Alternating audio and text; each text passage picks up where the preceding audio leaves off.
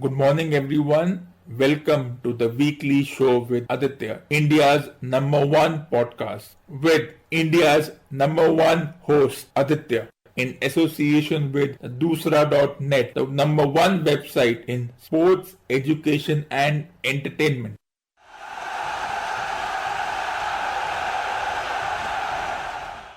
We have a new world champion, and by design and default, and by some luck, it becomes the fourth home team. Overcoming a mediocre batting performance, a tied match, a tied super over, shoddy and sloppy umpiring, and an international cricket council which has a lot to learn in case of tied and draw matches from their football and hockey counterparts. They became the third team after West Indies and India to win the World Cup and a T20 World Cup. Looking at this final, the famed top order flop. Once again, it was Ben Stokes and Josh Butler, aka the Dhonis of the England team, who rescued them after they were 80 for 4 in 25 overs. Though the story changes after this. For England, this is a one time offer as there won't be any deja vu after this. It's too early to say, but they will join England and Sri Lanka to win their first World Cups and then fall flat after that. We keep saying that how after the 2015 World Cup, where England were knocked out in the group stages, there came a complete renaissance. They changed their attitude, and 4 years later, the result is there for everyone to see. Well, I have one more example. India too were in a similar position in 2007. They had the same brick bats from the media. They too changed their personnel, kept a few, appointed a new captain, and the result was there for everyone to see in the 2011 World Cup. Does anything change by the virtue of having a new champion? It was a 27-year-old wait, that is for sure. Now it will be all about sustainability. Now let's look at some of the double standards and hypocrisy that we saw in this championship. We saw Stokes as the player of the match as he remained not out on 84 and took the team to victory. But he played excruciatingly slow, and not once was he questioned on his slow batting approach. The game was pushed to the last over. Their numbers 7 to 11 also were mediocre, though they were lucky enough to be chasing only 240. It was not a professional approach to the game by either of the two teams. For me, this is a shared trophy. Despite all the hiccups and goof ups by either team, the matches were tied. And winning by most boundaries is like saying which team had the most penalty corners in hockey. In fact, when the ball deflected off Stokes' bat and went for a boundary where they got 6 runs, that should have been declared a dead ball. But in a game where the umpire's authority does not even match that of a principal in a school or a college, such things were meant to happen.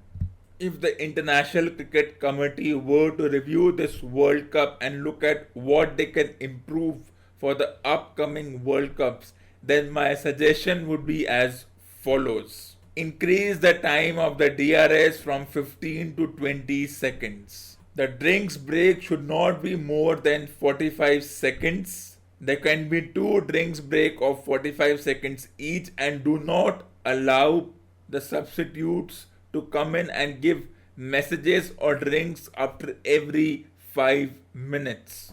Reinstate the rule of the runner, or if a batsman is injured and he is being treated on the field, the umpires should be able to take a call that if the treatment or whatever the physiotherapist is doing takes more than 1 to 1.5 minutes, they should immediately call for a runner depending on the extent of the injury. The change over time between innings should be limited to only 25 minutes and for 20 over matches 10 minutes. There should be a dugout irrespective of whether it is a 20 over match, 50 over match or a 5-day match, so that the next batter comes in quickly and does not take 2 minutes to get ready. Like football, cricket, basketball, there should be a clock running so that the players know how much time is left in the match.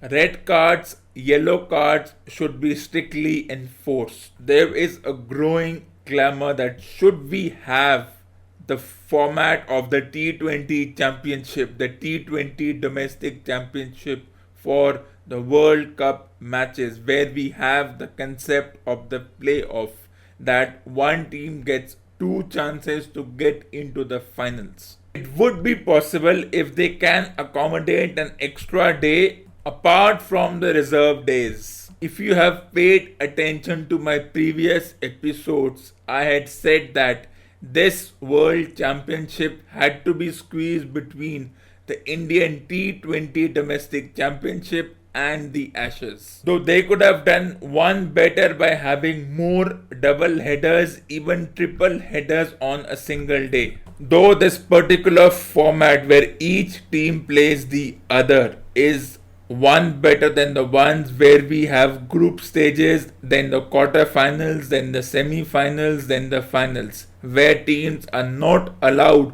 to use their full potential right till the end. Because if this was a quarter-final and a semi-final format, England would have been knocked out. But with the luck and the format favoring them, they came through. So overall, this format sits well for me as long as the teams play each other once. And this is what the T20 domestic championship needs to follow if they are over eager to add more teams. But in this over eagerness to add more teams and increase the duration of the championship, they have to be careful as to not create chaos as far as the other tournaments are concerned. But our T20 domestic championship organizers have complete disregard for other tournaments, be it domestic or international, though they expect respect for their own tournament.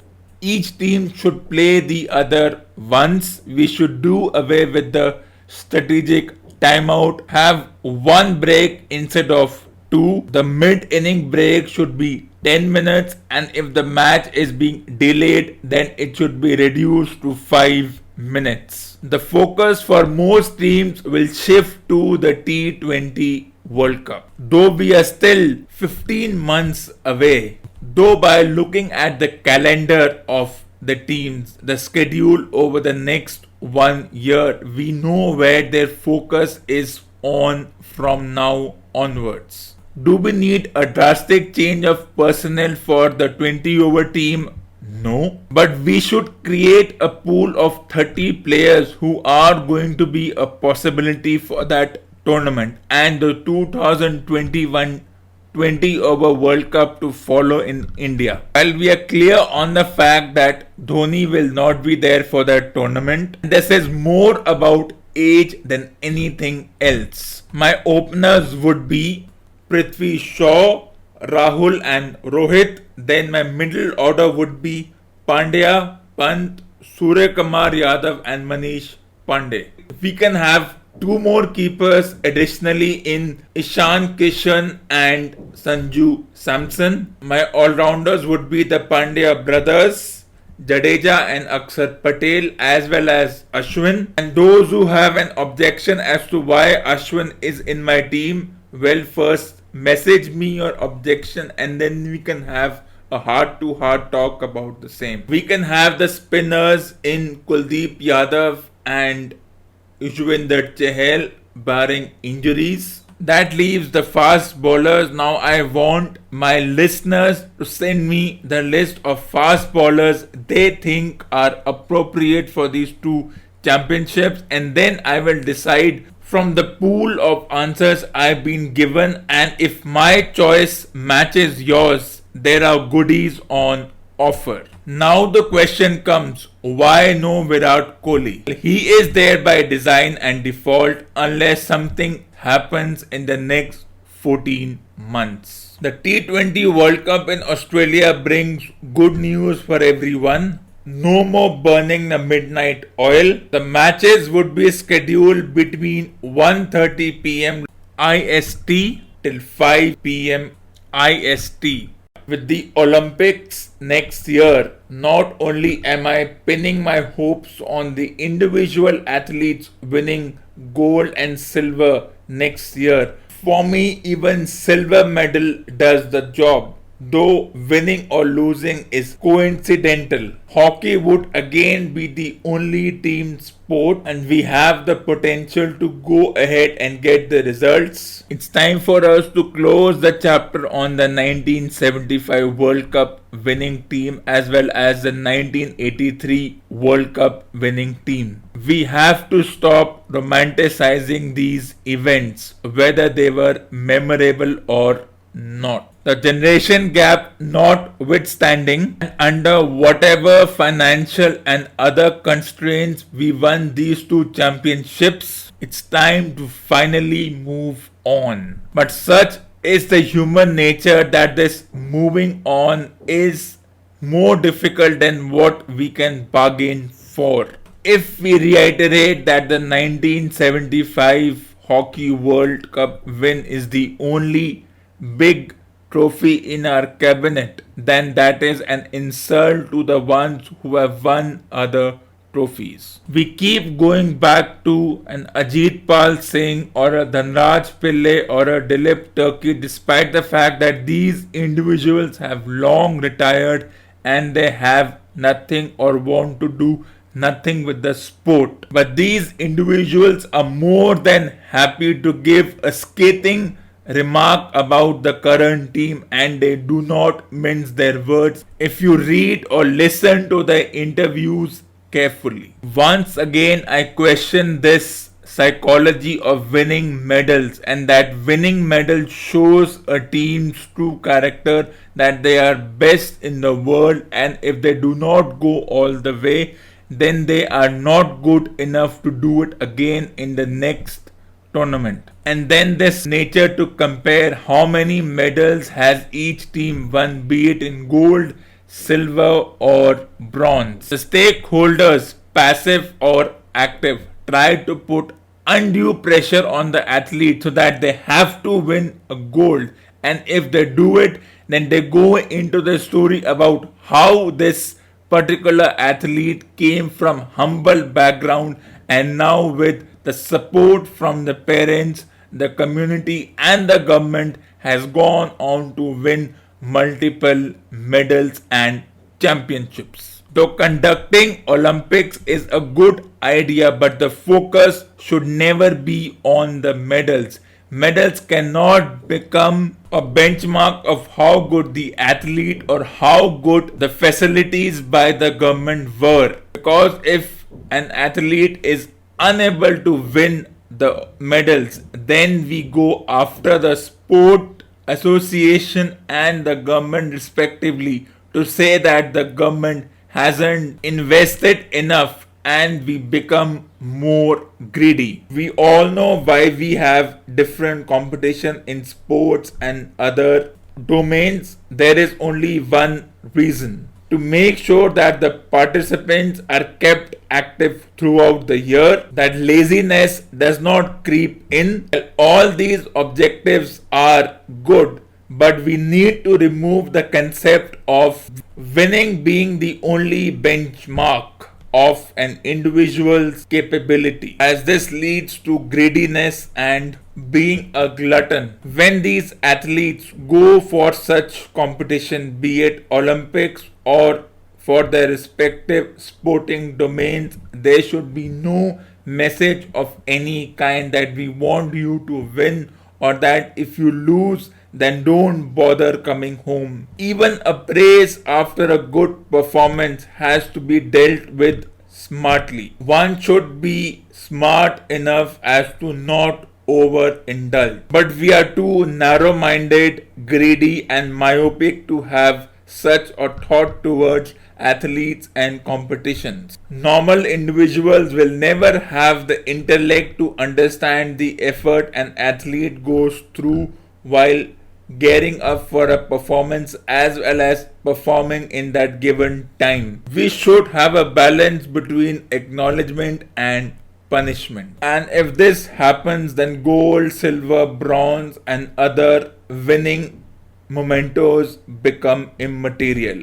For example, the Indian football team losing two matches in their Intercontinental Cup, and instead of praising that they are participating in such a tournament, we take the easy way out, and that's unethical as far as journalism is concerned. But that's the way we are trained, so we need to accept this hypocrisy. Even if England won the 50 over World Cup, it's in the past, just move on.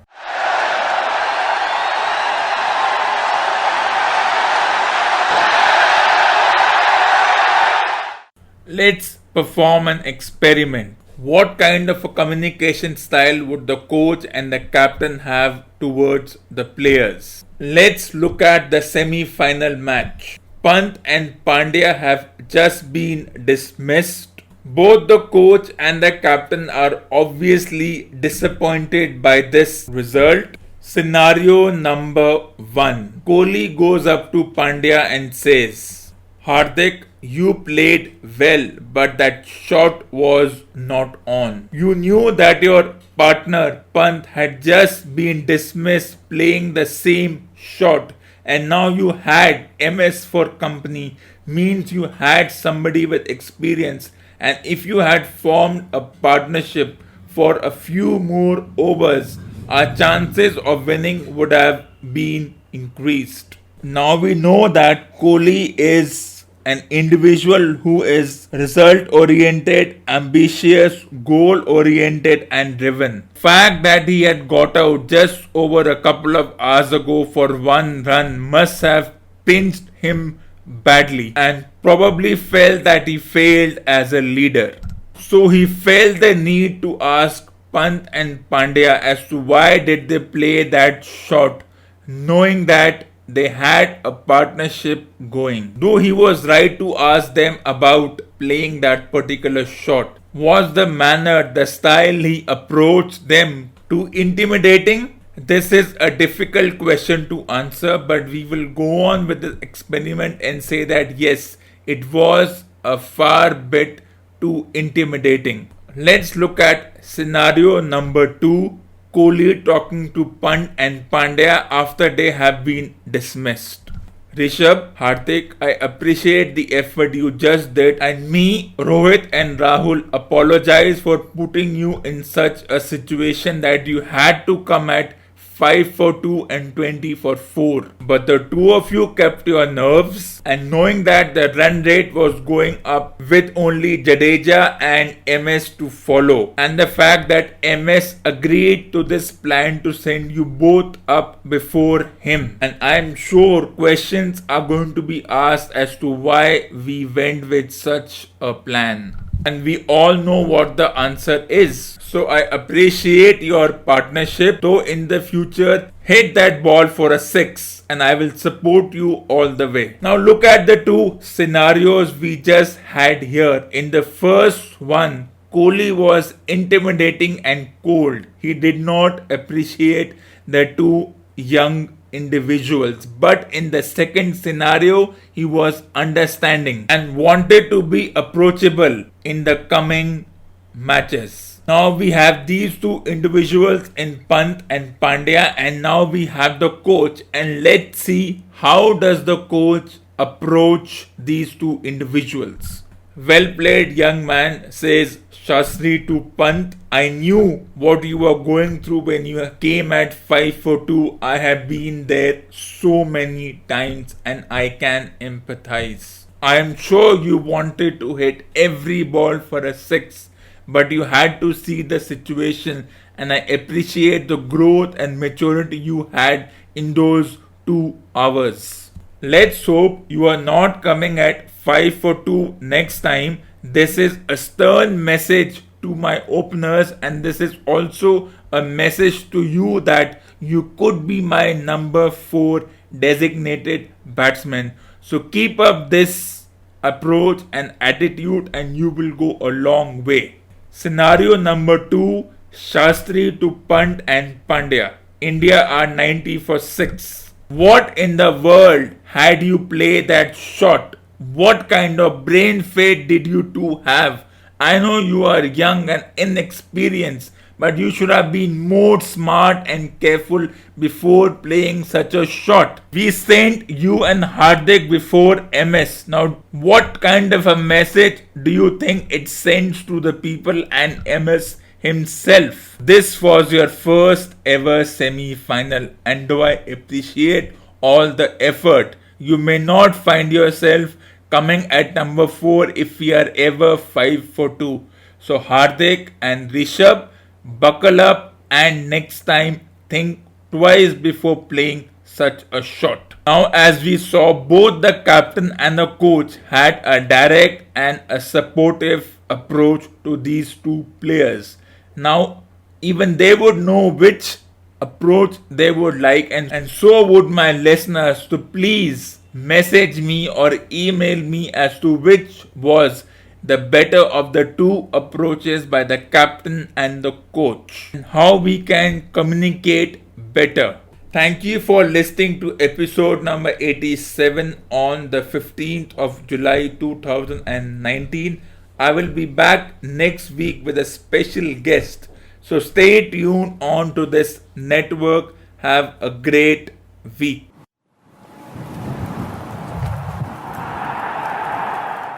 So if you want to be a part of my show, please send your valuable suggestions and send your recordings on topics ranging from sports, education and entertainment on the email ID Aditya the writer at gmail.com. That is Aditya the writer at gmail.com. Thank you for listening to this episode. Please like and subscribe to my Facebook page and YouTube channel, and stay tuned for the next episode.